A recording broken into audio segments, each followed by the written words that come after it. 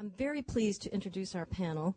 Gianfranco Pocobono is director of Gianfranco Pocobono Studio Incorporated and also head of conservation at the Isabella Stewart Gardner Museum. Richard Wolbers is associate professor of art conservation at the University of Delaware Winterthur Museum. And Kathy Acerbo-Bachman is director of art and architecture programs at Trinity Church. I will now turn the program over to them, so please help me welcome this Trinity Restoration team.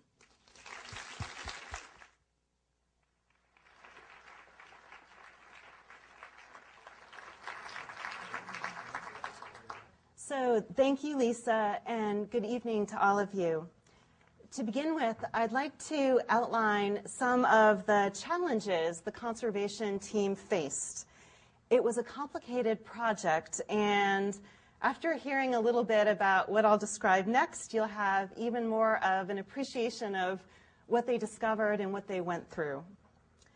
The first thing I'd like you to keep in the back of your mind are options. This restoration, as most restorations are complicated, and there are different ways to approach it. You can stabilize and leave as is. You can stabilize and then try to recreate what you're pretty sure was there, or even what you're 99% sure what was there. Or you can stabilize and then recreate and then also make your own mark or contribution. You can also select one moment in time to bring a restoration back to. In this case, scholars and the conservation team agreed that the period of H.H. Richardson and John La Farge was the most significant. But one of the factors in the Trinity restoration is that the church wasn't finished.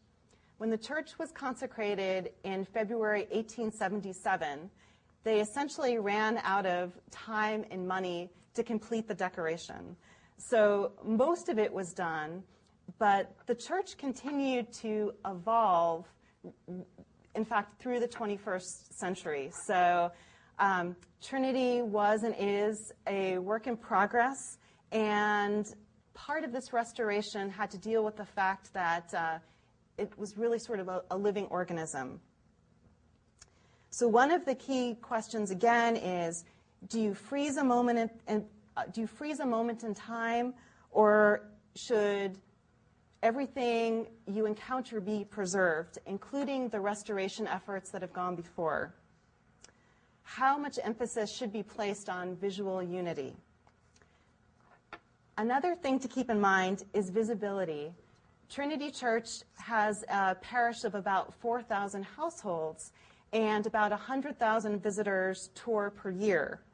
And throughout this restoration, the church remained open for worship, prayer, and touring. So how do you conduct a restoration under the watchful eye of the parish, the press, and the public? It was a little bit easier when, of course, the scaffolding was 100 feet up, but we still found ways to track what Gianfranco and his team were doing. But as the scaffolding got lower, more and more of the restoration efforts were visible to the public. Another major factor is Trinity is a landmark and an icon. One of the reasons why this project was so exciting, and also part of the tension inherent in this conservation effort, was that Trinity just isn't any building or just a pretty church. For the last 100 years, Trinity's been considered one of the 10 most important buildings in the United States and has been voted as such by the architectural profession. And there are a few reasons for this. Trinity marks the first time in the history of art and architecture in the United States where art and architecture were designed from the start to be a unified whole and designed and executed by American artists. So just at the moment that Trinity was consecrated, you had works by Mark Twain, you had Emily Dickinson, you had H.H. Richardson. So it really marks that that moment in time when American culture came of its own. All elements of Trinity cohere harmoniously. Again, the art and architecture designed as a whole. I like to think of it as a three-dimensional painting you walk into, a painting loosened from its frame.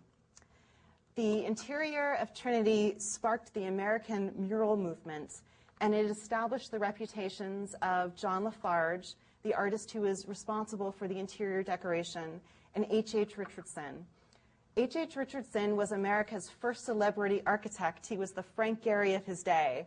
It was the first time an American architect was recognized internationally. He became a celebrity. And Trinity was his first major work. Trinity marks the birth of the Richardsonian Romanesque. And in fact, it was so popular for a time, the Richardsonian Romanesque, both here and abroad, was simply referred to as the American style. Last but not least, I think the most important thing the conservation team had to think about was the reason why Trinity has been on the top 10 list for the past 100 years. And that is because it succeeds so magnificently at what it was constructed to be, which is a transcendent space, sacred space, a place where art and architecture are joined to be a unified whole, a place where humanity and the divine can encounter one another, a place where very intentionally you can go and think about the reason why you're here on Earth.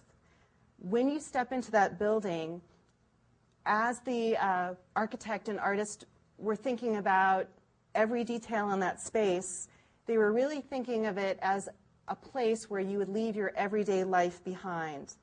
It's a place saturated with pattern, color, the play of light and shadow, and images. And again, everything is designed to bring you to a certain state of mind. And by the time Gianfranco and his team arrived on the scene, many of these elements were in dire need of preservation. So it was the conservation team's rather daunting challenge to balance all of these aspects. Gianfranco first will share with us how he and his team approached this project, who was involved, the challenges they faced, the options they explored, and the solutions they arrived to glorious resolution. So, Gianfranco.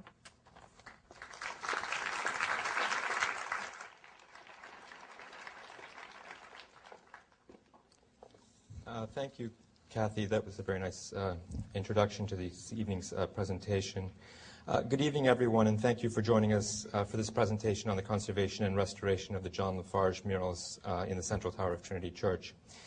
I'm not sure that the work we carried out in the tower last year can live up to the advertised title for this presentation, but I do hope that you'll find that what we did was both dramatic and appropriate for the place. During the first part of this presentation, I will focus on La Farge's mural painting technique and on the treatment challenges we faced during the course of the 9-month restoration campaign. The project was completed by May of 2005 and was undertaken as a collaborative effort between a team of conservators under my direction and the decorative painters from the John Canning Studios of Connecticut. In the second part of this presentation, Richard Wolbers, who carried out paint analysis for us on the project, will discuss analytical methods in conservation, specifically microscopy as a diagnostic tool for paint problems. Throughout the entire project, questions about the murals at Trinity were addressed by examining paint samples microscopically in cross-section as well as performing media analysis. Information gathered through this process contributed to a fuller understanding of La Farge's working technique and the conditions in the tower, which in turn enabled us to make well-informed decisions about the treatment of the murals. Trinity Church on Copley Square is widely regarded as one of the great masterpieces of American architecture, and designed by the architect H.H. Richardson and consecrated in 1877. The church is remarkable for a number of reasons, not least of which is the extraordinary and ambitious artistic program of mural, decorative paint, and stained glass decorations that were envisioned by its makers. And I just want to point out something about this, what I think is one of the beautiful images from this period, taken probably around 1888. And the reason we know that is that this is the corner of Boylston and Dartmouth. And on the right, this chap is looking into the excavation site for the Boston Public Library, which is not up yet. And it's really interesting what's going on here. On the right here, this building here is the original MFA, Boston. Trinity, of course, here. You can't see it in the picture, but the original MIT building is just a block away here on the left. And only a few blocks away, we have Symphony Hall. So what Kathy was talking about is this incredible constellation of buildings that contain all the things that I think we all enjoy in life, which is art and architecture and knowledge, music, and science. So I've just always loved this picture, and that's probably the biggest reason why I have it up on the slide, on the screen. The mural decorations of Trinity also mark the beginning of what has been termed the American Renaissance, where art and architecture were brought together for the first time on a scale and level of grandeur to rival the great buildings of Europe. In the fall of 1876, with the building almost completed, the American artist John La Farge was hired to decorate the church's interior. Richardson and Trinity's rector, Phillips Brooks, had already conceived of Trinity as a colored church, bathed predominantly in a rich red tone, a dramatic departure from the austere, whitewashed churches of the period. The task for La Farge and his team of artists that collaborated with him on the project was enormous. Within a 5-month period, they painted the ceilings and walls of the church interior with a decorative program consisting of monumental biblical figures, angels, and narrative scenes, all embellished with ornate decorative paint schemes. Amazingly, much of the work took place during the winter months with little to no heat and often under dangerous working conditions. The work of John La Farge at Trinity is considered to be one of the most significant interior decorations in America.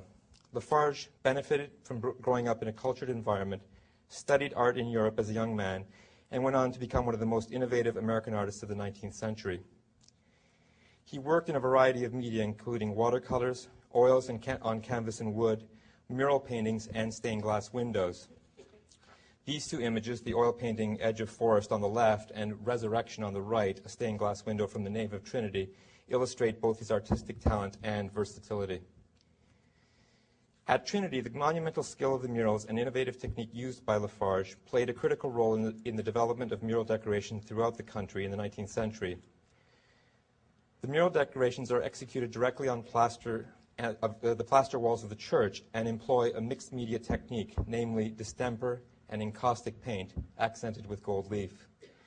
The wooden coffered ceiling of the central tower is also embellished with distemper paint and gold leaf.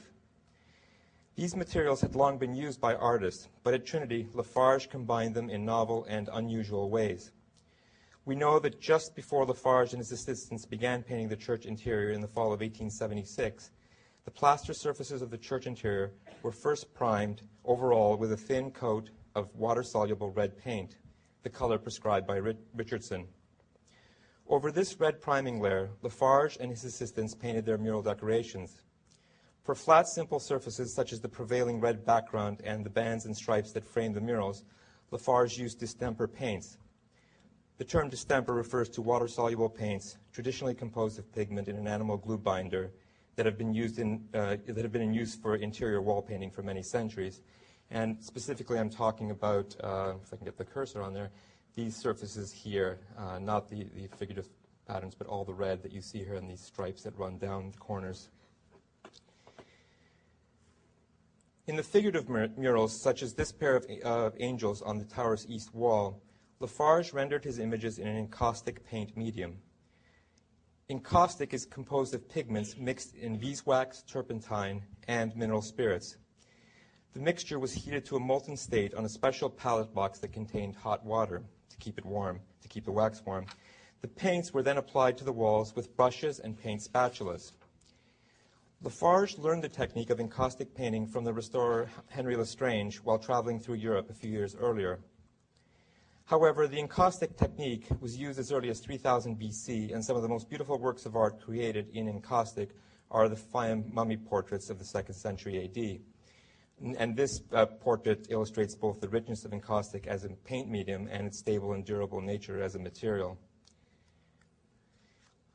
La Farge's innovative mixing of encaustic and distemper paints produced rich and highly varied effects on the walls of Trinity. The distemper paint layers are generally smooth and thin and produce a matte, velvety surface. By contrast, the encaustic paint layers are more thickly applied and produce a surface that is rich in color and rough in texture. The use of this thick and viscous paint is evident in the murals where the encaustic paint was dragged over the plaster to produce a rich, impressionistic effect. This is especially evident in the rectangular mural panels over the arch containing angels and acanthus leaf designs. In other areas, La Farge made use of the physical characteristics of encaustic to create striking effects in the murals. Most notable of these effects is the buildup of the encaustic paint layers over one another, which takes advantage of the translucent quality of the wax medium to produce optical effects not possible with other types of paint. And it's difficult to sort of show you what we were able to see when we were up on the staging, but these paint layers were, the best way to describe it is when you light a candle and you can see the light penetrating into the wax. And at a certain level and at certain times of the day when the light was just right, you could just see the underlayers of the different colors of paint that had been applied and creating just an amazing effect. Like all works of art, the murals and painted decorations at Trinity have suffered from various forms of deterioration and have undergone several restoration efforts over the last 130 years. Prior to the restoration that was undertaken this past year, the last major restoration of the murals occurred in 1956-57. In 2001, in preparation for the restoration project, an in-depth investigation in the southeast corner of the 102-foot high central tower was carried out to assess the condition of the murals and paint decorations. That study revealed that many of the encaustic mural surfaces were in an excellent state of preservation and that relatively little restoration had occurred on these surfaces in the past. Nonetheless, important parts of the decoration were found to be in a precarious state of preservation, with areas of flaking paint and severe paint loss from paint instability and leaks from the ceiling and roof. The 2001 study also revealed that significant portions of the decorative paint surfaces and background fields surrounding the murals had been extensively repainted and modified during previous restorations. This, along with accumulations of soot and grime and deterioration of the original materials, indicated that the appearance of the works in the tower had shifted significantly from the visual effects intended by La Farge. And again, what I'm talking about here in terms of the changes were these surfaces here, a lot of these broad red fields and a lot of the striping and banding that goes around the murals. The guiding principle of the 2004-2005 treatment campaign was to conserve and restore the tower murals and decorative paint as closely as possible to La Farge's original aesthetic intent. In general terms, the objective of the project was first to conserve all original paint surfaces on the tower walls and ceiling, and second, to restore areas that had been overpainted in the past to their original appearance. Although these efforts required different skills, the work of the conservation team and decorative painters occurred side by side and sought to unify the tower decorations into a coherent visual experience.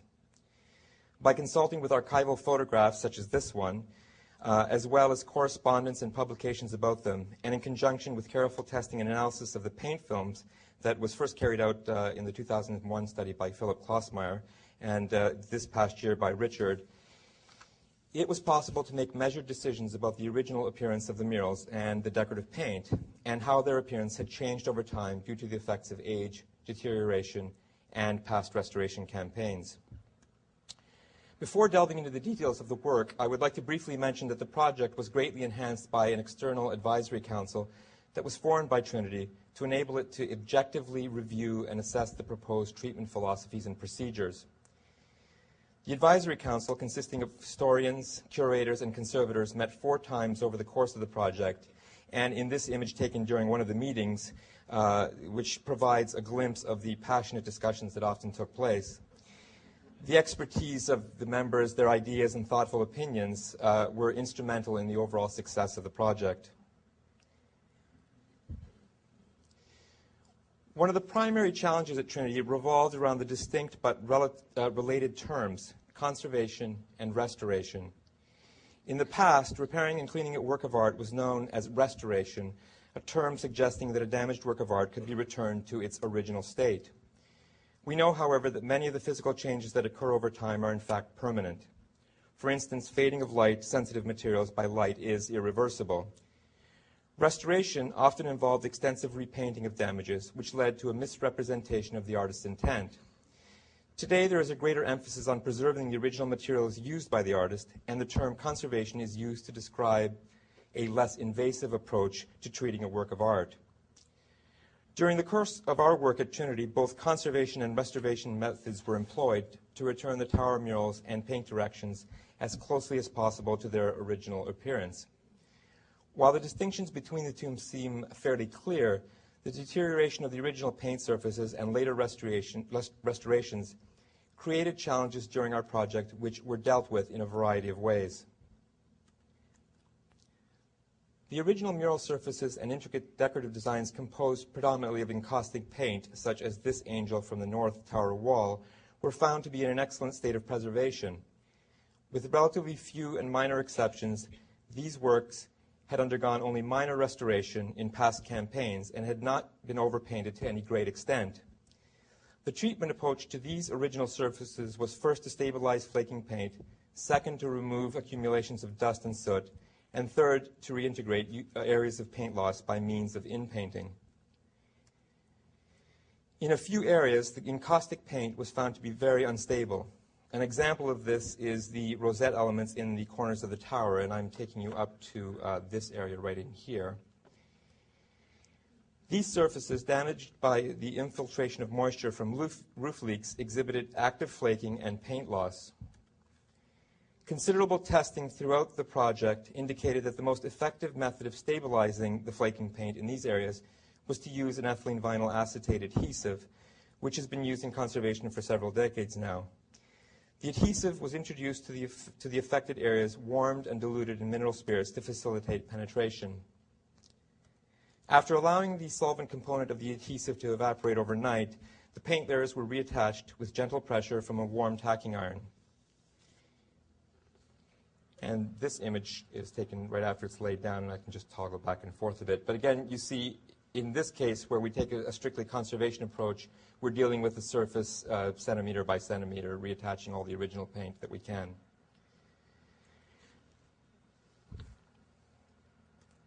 After stabilization of the paint layers, the encaustic murals were surface cleaned to remove soot and grime. First, as seen on the image on the left, loose dust and grime on the encaustic paint was dry cleaned with latex dry cleaning sponges that were gently rolled over the paint surface. After dry cleaning, the paint surfaces were cleaned with dilute cleaning solutions of diammonium citrate in distilled water. And you can see on the right this image showing a swab, again, working centimeter by centimeter, sort of rolling it over the surface to remove that remaining grime. This method of cleaning proved to be very effective and resulted in a noticeable improvement in the appearance of the paint, as is evident here in this detail of the acanthus leaf design, showing the left half cleaned and the right half still covered in grime and soot. And I have to say that when we began this project, at least one of my great concerns was how easily we'd be able to clean some of these surfaces. And really, again, it alludes, or it is because of the fact that many of these surfaces were in very stable condition, and we were able to really do a lot more cleaning than I had first envisioned as we began the project. Minor losses in the mural decorations were then inpainted with synthetic conservation paints, which are stable and reversible over a long period of time.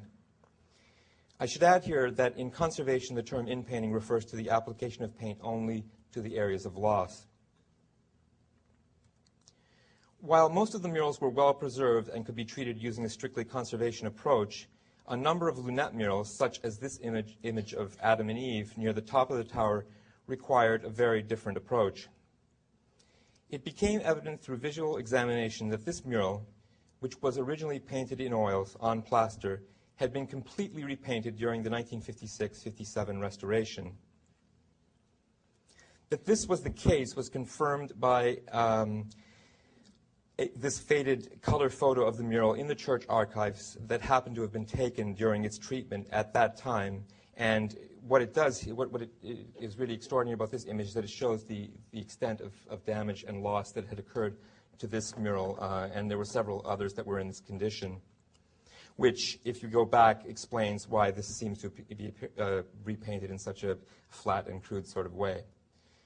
I also might add that when they repainted the surface, they used the surface that you see now, which wasn't really cleaned, to match to, which means that they were painting it in a duller tone rather than what it would have been originally. During our work, we discovered that the remnants of the original colors could be revealed by removing the overpaint with solvent mixtures, and the question arose of how to treat the mural. And again, I'm looking at, there are a few remnant areas, and you can see them through the body of Eve here, and Adam too, through the shoulder and through his legs and feet. Again, just little glimpses, patches of the original paint that remained on the surface. After considerable, many options were considered, including leaving the mural as it was, or commissioning an artist, perhaps, to reinstate the image as we think it might have looked. After considerable discussion, the decision was made to reinstate the image with reversible paints using the remaining original paint layers as a guide. Fortunately, Peggy Waldron, one of the conservators working on the project, is, I might say, very adept at inpainting, and she took on the task of restoring this mural. And this image goes back again to the condition of the mural before we started working on it. And this image shows her work in terms of, again, lightening the colors and giving it a bit of depth and volume. You can see the figures are not as flat as they were, and this, we know, would have been the case with these paintings. The treatment of another of the lunette murals, which depicts the flight into Egypt, resulted in a surprising discovery about the experimental nature of La Farge's work at Trinity. This was one of only two murals found at Trinity, originally painted on canvas and attached to the wall with glue and nails. As I said before, all the decorations are directly on plaster, but this was one of two that was on a canvas support. The poor condition of the canvas necessitated its temporary removal so that it could be reinforced with the attachment of a new canvas support to its back. Its removal revealed a completely different composition painted on the plaster, depicting the tribute money, with Peter retrieving a gold coin from the mouth of a fish. And this comes out of Matthew 17. Why this image was covered over by La Farge remains unclear, but what is astonishing is that given the short period of time they had to execute, La Farge and his assistants nonetheless had the always prevalent, I think, artistic inclination to radically alter their compositions and decorations as they go along. Once the flight in Egypt was conserved, it was reattached to the wall, covering over the tribute money as La Farge has intended. Many people have asked, well, why did you cover that over, and why didn't you do something with it? Again, here we're just taking the approach of respecting the artist's intent, and clearly they made one attempt at a work of art and changed their minds, and we followed what they had done. And the other thing is that we also took numerous photographs of that image, so it's well documented and recorded.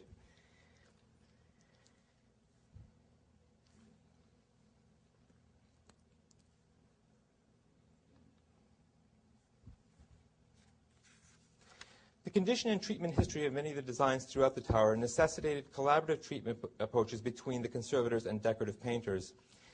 One such element is the great coffered ceiling in the tower, which you can see up in here. The wooden beams and panels of the coffers are painted in distemper, and here also areas of unstable paint were found. In this instance, however, most of the active flaking was occurring in areas of overpaint that was applied in the last restoration, namely the sage green scroll pattern and the lighter outline in sort of a pale yellow. And I'm talking specifically of these areas here that were wholesale repainted in many of the areas.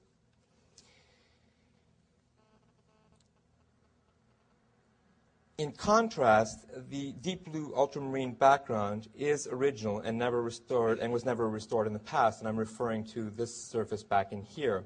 So we had a situation of one design layer being completely repainted, and yet behind it the original intact distemper paint, never touched except for the accumulations of dirt and grime. As the scroll design was repainted with distemper, the overpaint could not be removed without loss of the original paint layers that remained below. Numerous tests were performed with a number of water-based adhesives to find a way of stabilizing the flaking paint without discoloring the original blue background.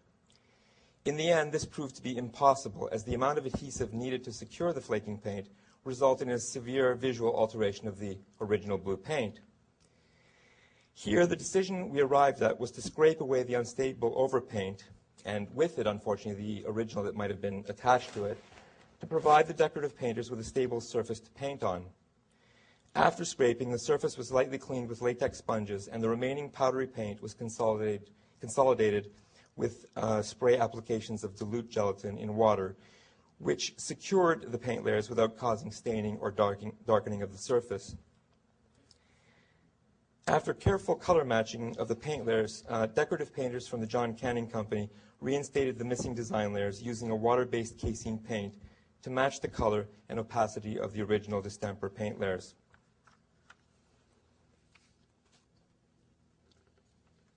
As mentioned earlier, we found that significant portions of the decorative paint surfaces and background fields surrounding the murals had been extensively repainted and modified in past restorations.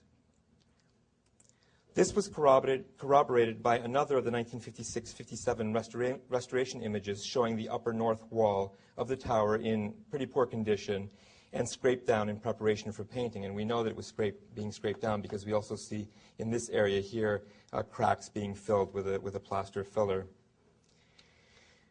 It became apparent through visual examination and cross-sectional analysis that the predominant red field that covered the church walls did not properly match the original colors. In this detail of a design area on the east wall, one can see an area of the original terracotta red that covered the walls, which was not overpainted in the last restoration. Surrounding the original red paint is the duller red tone that was applied in the last restoration. And I'm referring to this small little area here that escaped repainting. And you can see this purplish dull sort of color coming up along here to the edge of that. And this was our first indication that suggested that, that these areas had been repainted pretty wholesale. Paint samples taken from the walls and viewed under the microscope confirmed that the red field had indeed been overpainted. This particular sample, one of over 75 samples taken in the tower, shows the original terracotta paint layers and the red paint on top. And this, on the left here, we have just a notation of where we take our images from, so we're marking the actual paint chip that's removed. And you can see the different layers of overpaint here, and there were several campaigns. What's interesting also about this slide is that to the left here, you can see some paint flaking at that moment, and it's revealing the original sort of terracotta color that we believed was the correct color. And in this cross-section, again, Richard will be going into this in more detail. You can see these first two original surfaces of red that were applied by La Farge and his crew. And then on top of that is this very different, it's a red paint layer, but in terms of the particle sizes and in terms of the analysis that Richard did, we could determine that these were two distinct and very different paint layers.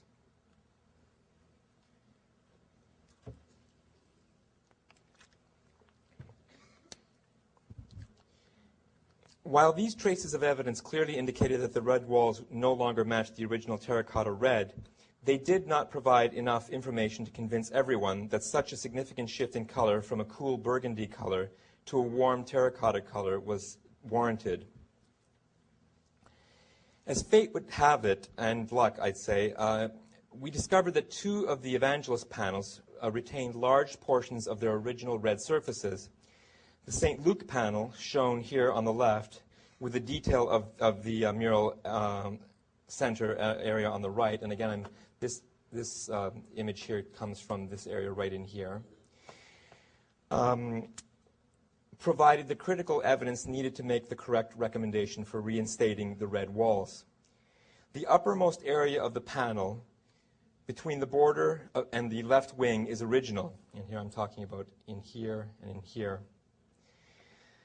This is also the case for the region between the wings as well as the red paint surface under the scroll. And a lot of this, again, you can see is a warmer color.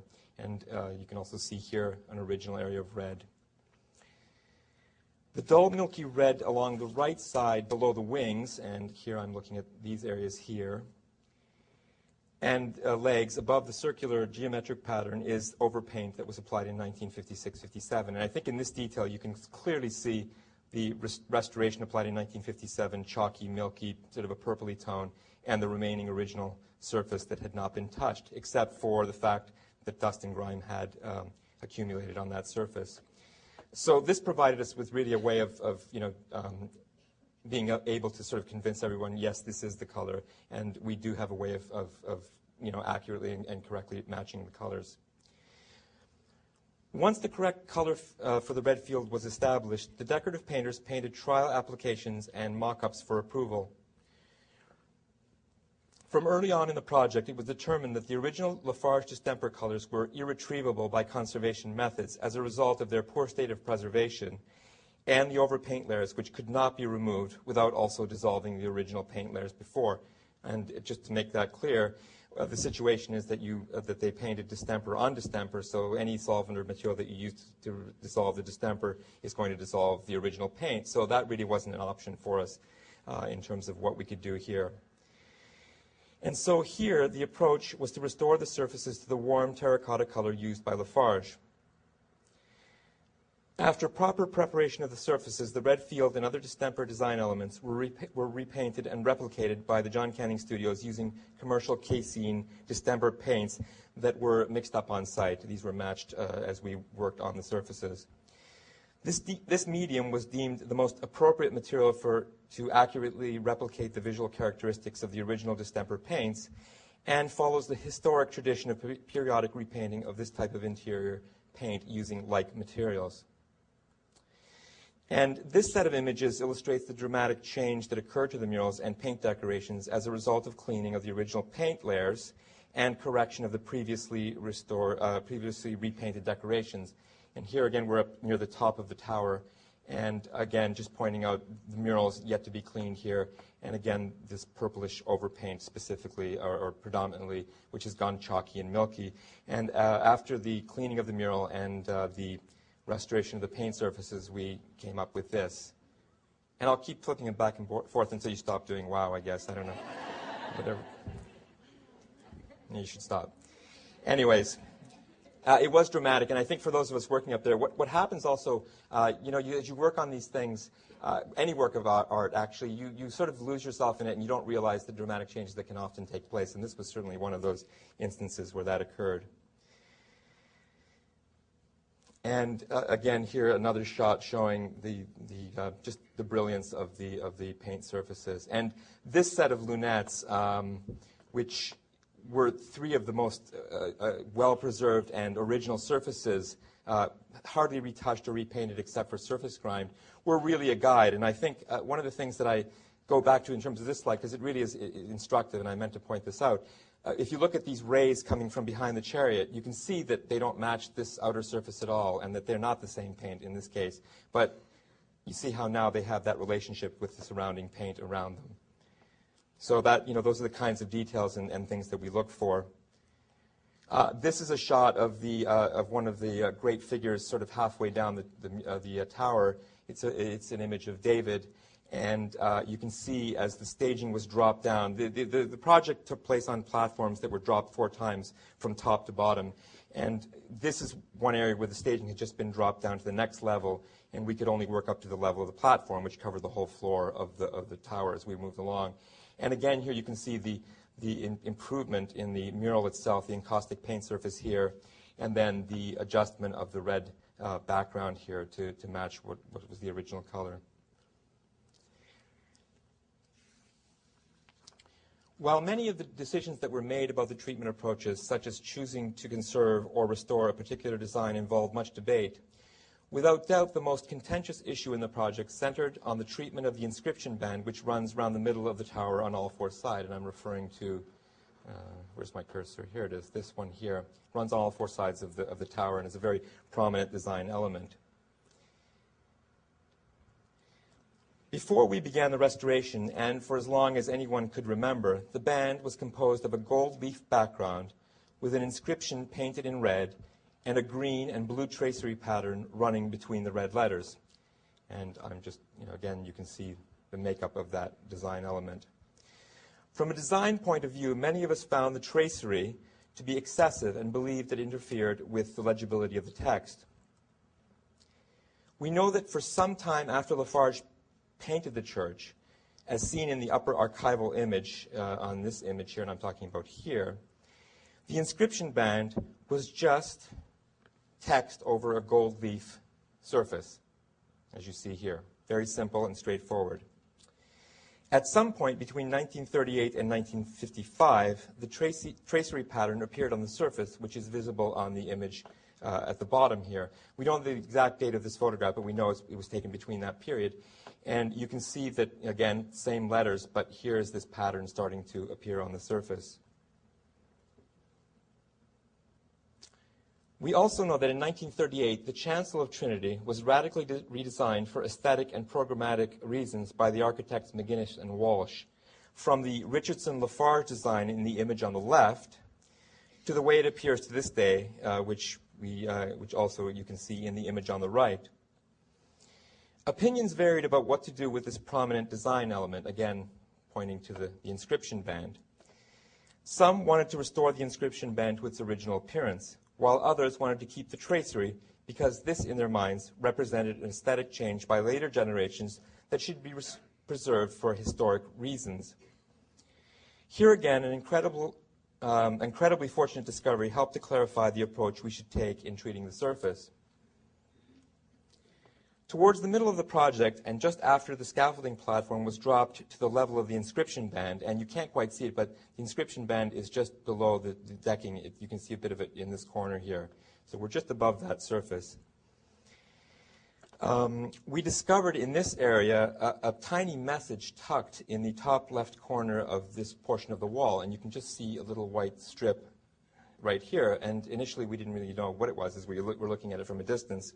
This actually literally happened the day after we moved back into this location to continue on with the next level of work. On closer inspection, we realized that this was a typewritten label attached to a large masonite panel that had been painted to resemble the surrounding paint decoration. I don't know if all of you can read it, but it reads, "This panel, installed in October 1957, covers a portion of the original decoration and is removable. Further information concerning the 1956-57 restoration is noted on the back of the panel." And we're all going, wow, you know. We've been looking for this. The masonite time capsule, as it came to be called, was attached to the wall by the E.K. Perry Company in 1957. And they were the painters working on the project at that time. And their intention was to preserve an original unrestored portion of the wall. This photo of the panel, taken with the conservation team, also gives me the chance to publicly praise the people who worked on the project with me for their efforts and dedication.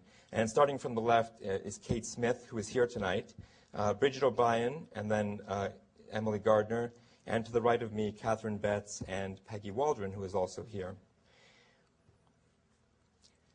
As the label indicated on the front of the panel, several typed documents were glued to the panel reverse, including a letter of intent from the architects conducting the 1956-57 restoration, a brief treatment report describing the materials and techniques of the restoration, as well as the philosophy defining the work, and several lists of names of the architects, decorative painters, church staff, and vestry involved in the project. The removal of the Perry panel that covered the original area provided a wealth of information regarding the original appearance of the inscription band. And here, again, just to sort of clarify for you, because it's a lot of sort of to take in, you can see here along the perimeter these holes, which represent the screw holes that were holding the panel in place. You can see them along here. So the panel covered along here, along the bottom, and then up along this edge. And you can see the gilding that was restored in 1957.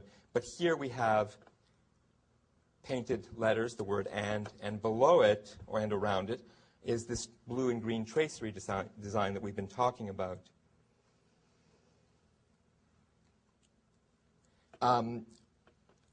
This, of course, seeing that we had this original surface, it really guided us, and what we did was take numerous cross-sections, and these are tiny paint samples that, again, Richard will be alluding to. But the one sample that I'm going to show here is this 2005-28, which was from this area here, which is part of the brown reddish letter, and then containing some of this blue and what's below it. And this cross-section, and cross-sections are basically just paint layers. Think of like a chocolate layer cake. They're placed in resin and then cut on end so that you can see through this stratigraphy of paint buildup. What's significant about this slide is that it really just shows this original sort of plaster layer, the blue, which is this surface here. On top of that, this sort of an ochre priming layer. This shinier yellow is the gold, and then on top of here, bits of the brown that which shattered away and weren't preserved. What's really significant about this slide is that we don't see any buildup of grime along here, which would be an indication that a lot of time had transpired between the painting of this surface and the painting of that surface. So we know that these things were these layers were contemporary to each other.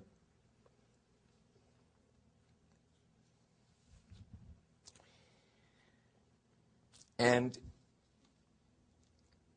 the careful visual examination of the surface, along with cross-section analysis of the paint samples, reveal that this area had initially been conceived of as a purely decorative element made up of the circular vine and floral forms as illustrated in this Photoshop reconstruction.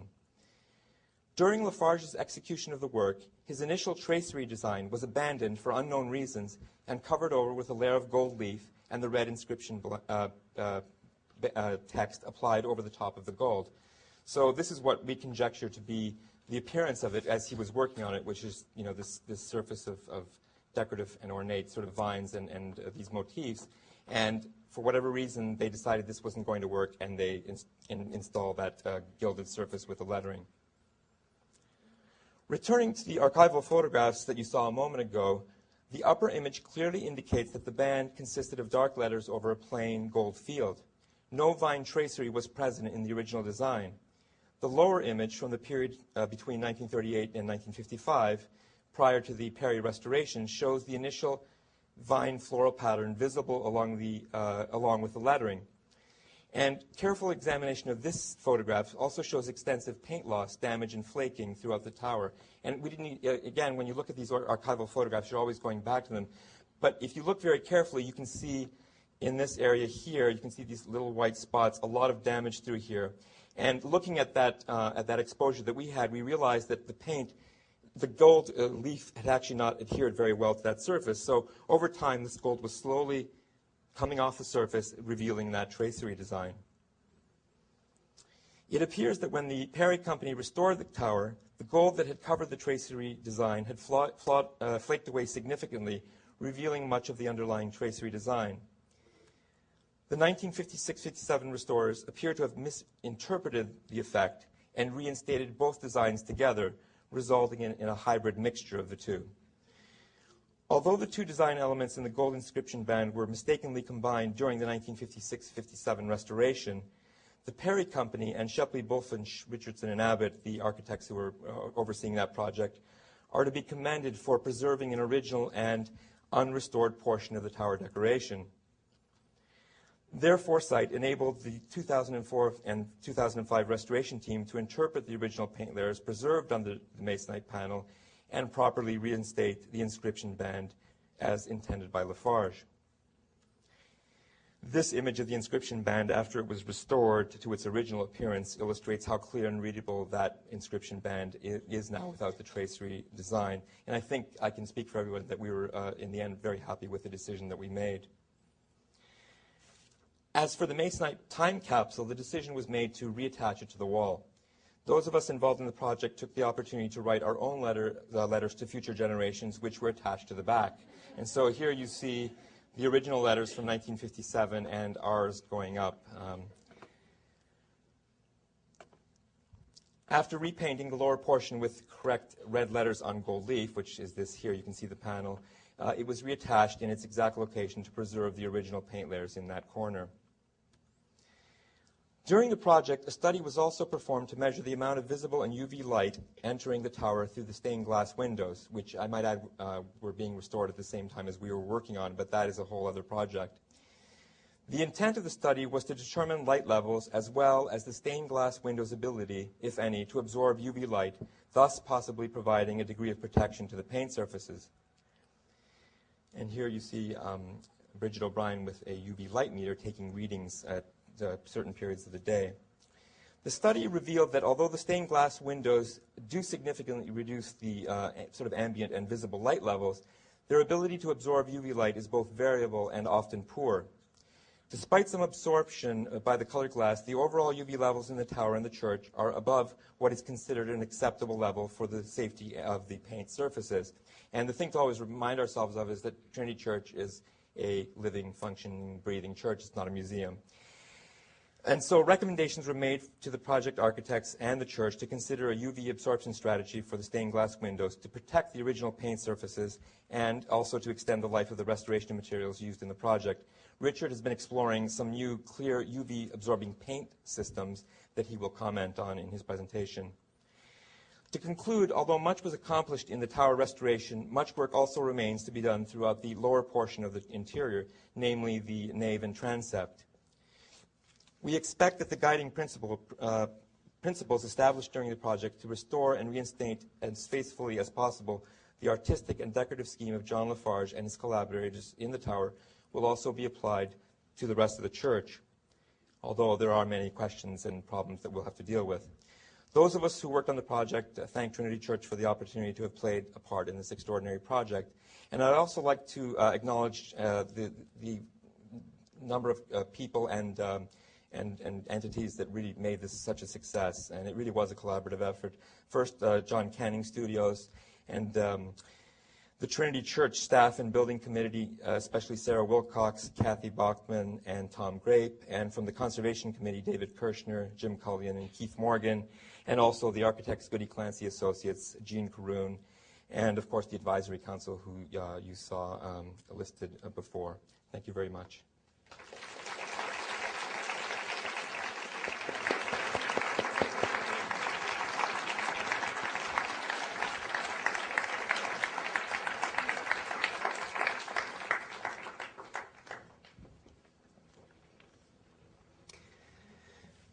Well, I'm going to add a little bit to what Gianfranco's already said.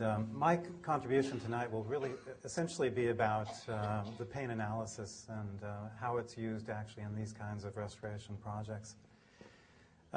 Just as Gianfranco and Kathy indicated, the tower restoration project essentially was a fusion. The original construction of the tower and the decorative materials were a fusion between an artist and an architect. And the conservation project was a fusion as well between conservators, art historians, and scientists. Despite the popular image of science from CSI on TV, in the end, science in this case really is a kind of supportive role. It's a tool that helps us to an end, and in the end that goal will be, I'll show you in a moment, the reconciliation of a lot of different viewpoints. It's really the sum of all the contributions that really make these kinds of projects work, I think. It wasn't so long ago that architectural paint analysis, say 20 or 30 years ago, really simply involved going into a space. If there was anecdotal evidence of how a space might have been treated, that might be found in archives or letters or things like that. Might not have been an unusual thing to go into a space and also literally scrape down large areas of decorative paint to kind of see what was original or not. 20 or 30 years ago, we were probably asking very simple questions of some architectural spaces. We were asking things like, for instance, what was the original color? What was it made out of in some cases? In the last 20 or 30 years, though, we've actually extended what we can do. We've borrowed from other fields, other disciplines analytically. And in that borrowing, we've enabled ourselves, for instance, to ask more complicated questions of these kinds of surfaces. Not only what the original color was, for instance, but was it glazed? Was it decorated? How did it age? How did it survive as a material, for instance? What were the problems and so on and so forth in materials? How did it change? How was it changed by overpaintings over the years? And for instance, what did something look like at a certain time in not just the original, but maybe in a particular time frame, for instance? Also, we've begun asking questions now, for instance, about if a material is made out of a certain type of paint, for instance, If the original wall paints, for instance, in the tower were distemper paints on the walls, the red, brick, orange material, how could we conserve those materials? What is the chemistry of that material? How can we find materials that will both consolidate and readhere those materials? And can we find materials that we can overpaint those things with? Again, knowing what something's made out of is half the battle in this case. 20 or 30 years ago, a scrape down like you see here actually on the left would have been a typical sort of way of beginning that examination of a surface. If I take an architectural element like this corner block from a door frame, for instance, from a 19th century farmhouse, and I scrape it down, it goes from white through a series of off-white colors to yellow to the original kind of dark green surface. In this case, the original surface was actually a glazed paint. It was more complicated than just a simple color. Recovering that, seeing that, might have happened through this kind of scrape down. But in a modern sense, we'd probably go into a space like this now and take a very small sample. One of the wonderful benefits of the late 20th century and early 21st century in terms of analysis is that sample size has been reduced dramatically in terms of analysis. From a sample the size of a pinhead now, we can actually mount that, bring it to the microscope, look at it in cross-section, as Gianfranco had pointed out before, and we can actually see the layer structure. We can see how materials have been built up, for instance, over a long period of time, including the original material, for instance. We can characterize those materials at the microscope and with other analytical techniques that I'll show you in a moment. We can actually begin to understand how surfaces have evolved, how appearance has evolved. The appearance of surfaces is more than just simply color. It's how they age, how they collect dirt, how they weather, and how they may be glazed or treated, for instance, originally. Our eyes, for instance, when we look at a surface, can integrate so many different visual aspects of a surface that any one component really can't describe everything that's happening. Well, I'll show you a couple of the things that we can do, though, to describe these materials. Again, one of the benefits of the late 20th century and early 21st century is that we can actually now, rather than starting out by doing these large scrape downs, start with a very small sample, something much less even than the size of a pinhead. We can take that pinhead-sized sample, including all the layers that might be on a surface. We can mount it in a little bit of plastic here. We can grind, section it, in other words, and reveal a cross-sectional view of that sample. And you probably can't see it here, but this little tiny speck in the middle of the block there is actually the paint sample now, taken from an architectural element.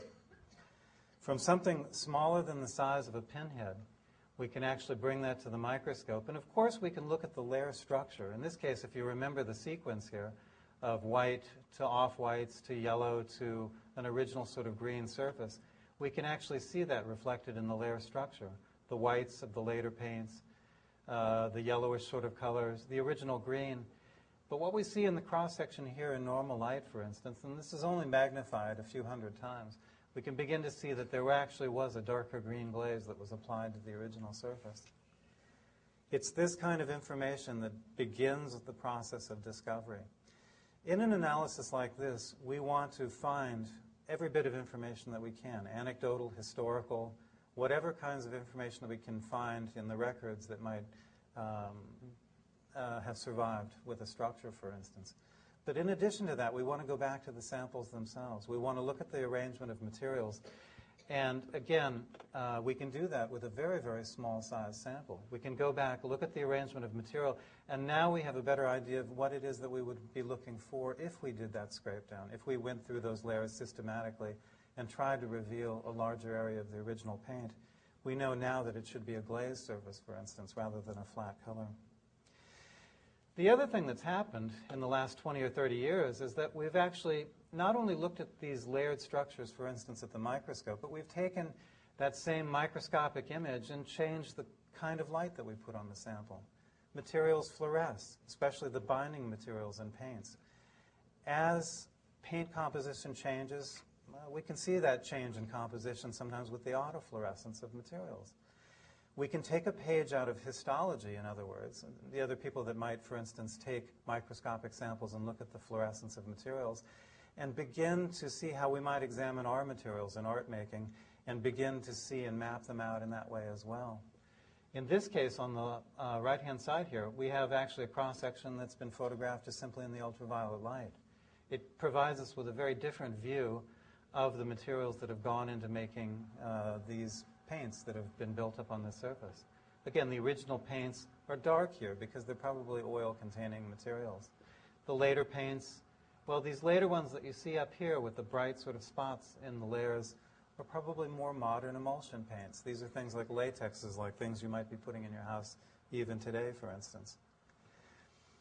The other thing that's happened, and again, this points to this revolution in technology and analysis, is that even from very small samples like this, we can extract a lot of visual information. Color, for instance. This is actually a microscope, another kind of microscope, but it can actually look at very small areas, down to about 300 microns, 0.3 millimeters. We can actually look at very small areas, for instance, and actually measure the color, put a number or a series of numbers that help describe that color. Now, it can't suffice for the visual experience of this space.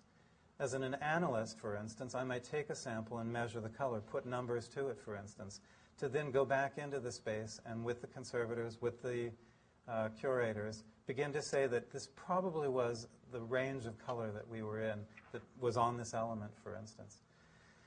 We might even make a paint out. We might make or do a mock-up. We might paint out some of this color matched to these numbers, for instance, back on the surface. But nothing supplants going back to the architectural space itself and actually checking to see if it works. Imagine the tower, La Farge and Richardson, very carefully choosing the brick red orange, for instance, that surrounded the encaustic paintings, the figurative work that went into the space.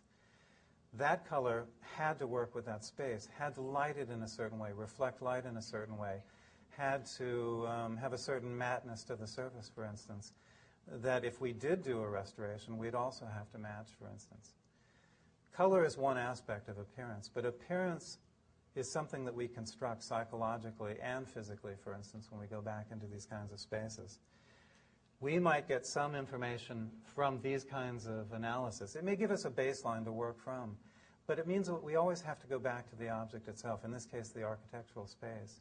Check ourselves, see if it works, see if it's working as an integral whole, for instance. And if it isn't, then we go back to the lab, we take more samples. Now, Gianfranco has showed you that that is a reflexive sort of process. When we came to a problem, when we didn't know whether we were looking at original or later paint, we took a sample and brought it back to the lab. And again, it doesn't take much of a sample. The wonderful thing is that we don't have to compromise surfaces to get that kind of information now with huge samplings, for instance. The other thing that's been a revolution, and this is again borrowing from other kinds of specialties, again mostly from histology, for instance, is that we can take and do very high resolution photographs of these cross-sections. Look at these things very closely. With visible light microscopes, of course, we can go up to about 500, maybe even close to 1,000 times in magnification to begin to see the nuances in these layers or structures. Is there a grime layer on that surface? Was this a presentation surface? Was this open to the air? Is there evidence that this really was open? This was presented as a surface for a while? Or was this painted over almost immediately? Was this something that never really saw the light of day, for instance? Well, that's something that we can begin to look at in the archaeology of these little layer structures, these samples. And again, taking a page out of modern histology, if we're looking at binding materials, we can use the same dyes, the same fluorochromes, the same reactions to mark out materials and look at their distribution, layer to layer, that a histologist might use to look at blood samples or cell samples, to look at the distribution of materials, proteins, for instance, within a cell sample.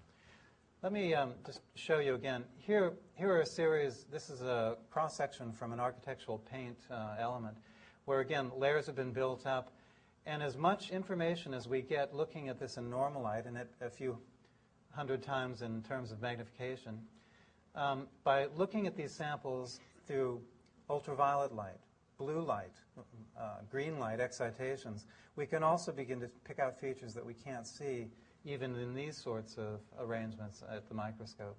Here you can actually see color, of course, layer to layer, a red layer, a gold layer, a dark black, brown layer, and so on. But when we flip to the ultraviolet, for instance, we can begin to see the diffusion of materials, layer to layer, that one layer actually went on top of another and they intermixed a bit at that interface, or that they had a very hard boundary, or that there may actually be a glaze layer, for instance, that sits on top of a layer that we can't see or appreciate in that visible light view. There's nothing extraordinary about this. This is simply borrowing from histology and saying, we have some of the same questions. We want to look at microscopic samples. We want to do this on a very small scale so that we don't compromise an artifact, an artwork, by taking huge samples from it. But we do want to understand the relationship of materials. Was this a presentation surface or not? Was this open to the air or not? Was this modified by a little glaze or not? Because all of that in the end will be folded into our decisions about how to treat the surface, how we're going to apply coatings to it, or adhesives, or materials, or clean the surface, for instance. The job of a conservator or a conservation scientist, or both, is hard because we have to be aware of every level of technology. As a conservator, I have to know how paint was made in the 19th century to know what I'm looking at, for instance, in these kinds of samples. We live in the beginning of the 21st century, of course, and we understand a little bit about how paints are made now, but how were they made in the 1830s or the 1890s or the 19-teens? What were the economic and technological forces that militated towards producing certain materials? What were in those paints at those times? Sometimes that technology has been lost. We're not sure exactly how things were made at a certain time, for instance, and we have to go back to these objects and really relearn essentially about how early technologies, how they existed, how they were used, for instance. The other thing is that we can also recognize the hallmarks of those earlier technologies when we do these examinations. In a cross-section, for instance, one of the things I look for is, are there a very fine and even dispersion of pigments, for instance? Are they all about the same size? Or can we actually see, for instance, a particle size and range, a distribution of sizes? That size and distribution of particle size can sometimes signal the preparation of the material itself. Was it hand ground? Was it coarsely ground? Was it something that an artist made by hand? Or was it something that was milled by a machine, for instance? Well, modern technology can help us, of course. My eye can recognize some of those features in these samples, but also the fact that we live in a time with computer-assisted digital sort of photography, software that does image analysis, that can do these kinds of particle size and distribution plots for us. It makes it very easy in some cases to go back and look at these samples and say, yes, this is from the 1830s, or this is from the 1890s, or the 20th century, or whatever. The other thing is, we are like, when we take these samples, archaeologists. Sometimes when everything else has changed in a building or a structure, when things have been moved around and moldings have been taken off and replaced, or moved from one location to another, or whatever, sometimes the only thing that exists that really is a record of everything that's happened to that object is in the decorative material itself, in the paint layers themselves. Sometimes, if we can get to a spot, a point where all of the paint layers exist, we can literally read back everything that's happened to that surface, that element, that material in that space.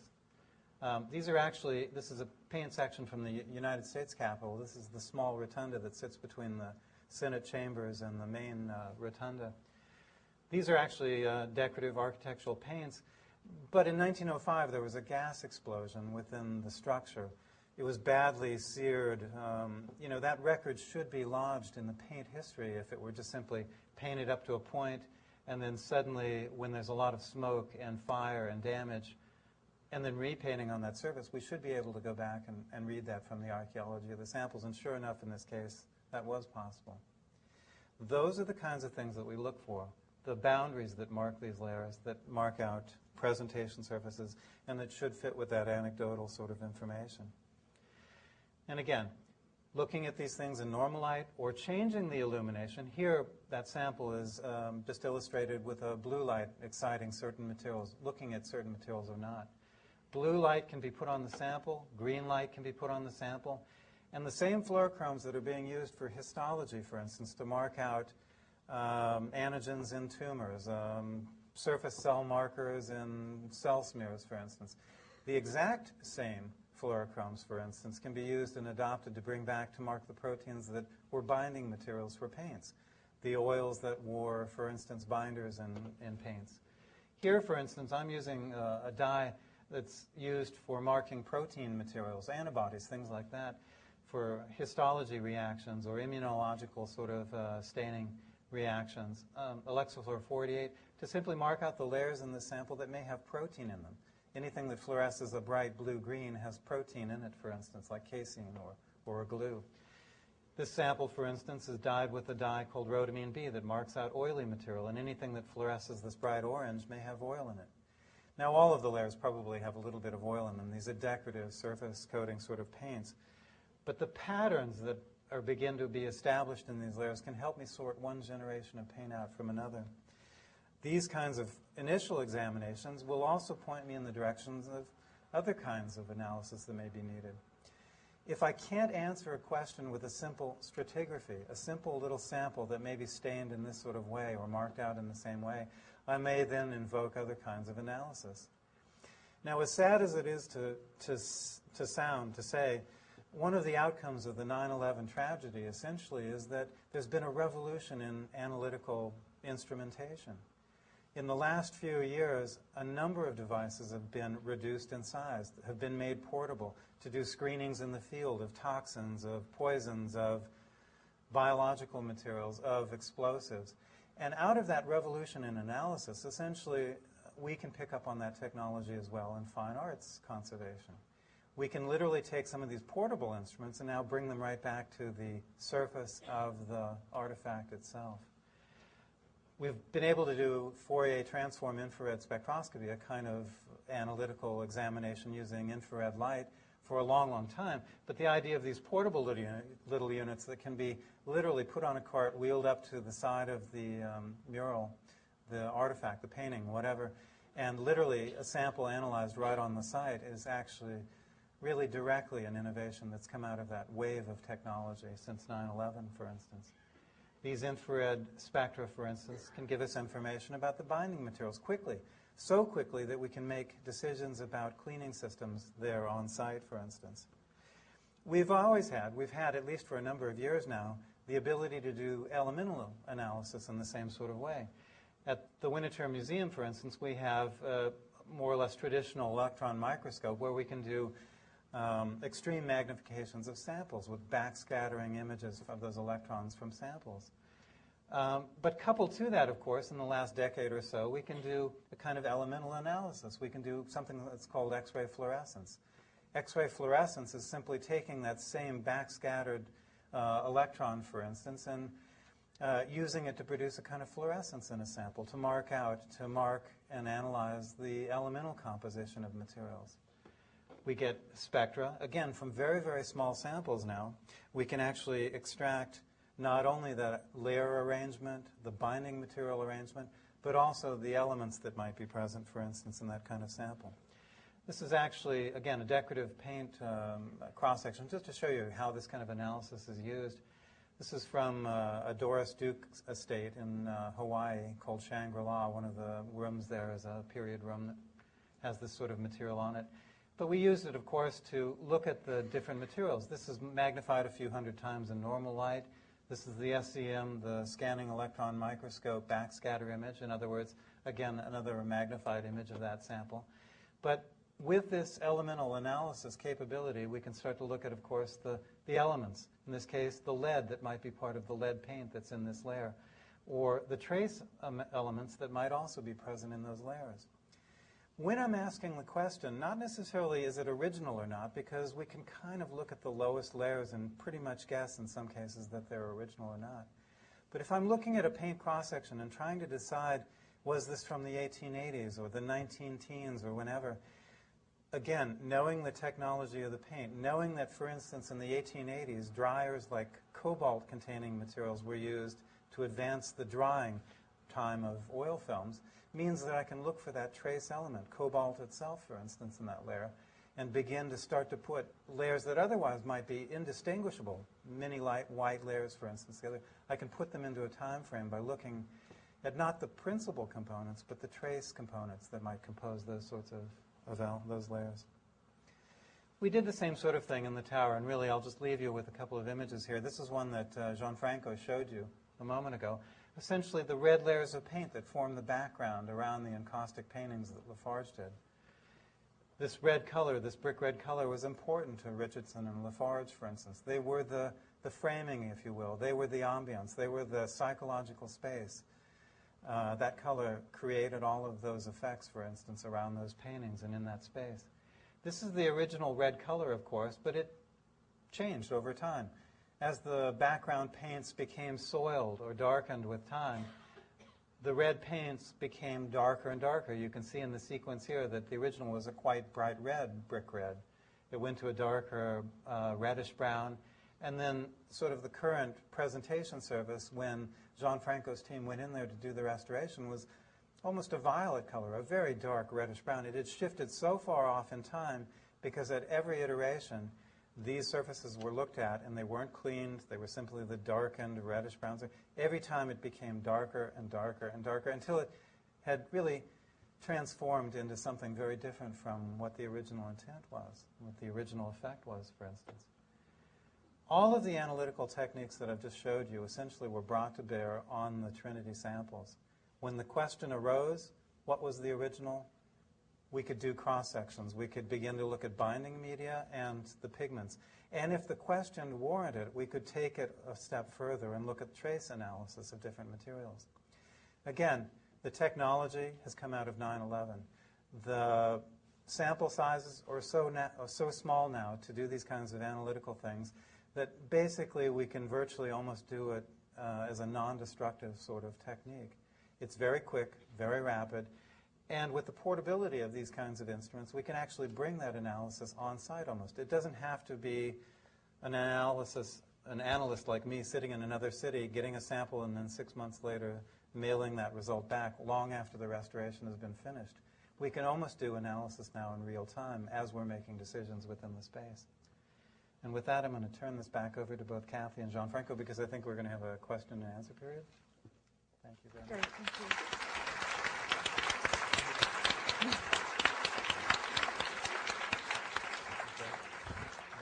So I'd like to thank all of you for attending, and since we've run a little bit over, I'd like to invite all of you to a dessert reception downstairs, and all the speakers will be available to answer questions there. So I hope you'll join us for some refreshments, and I'd like to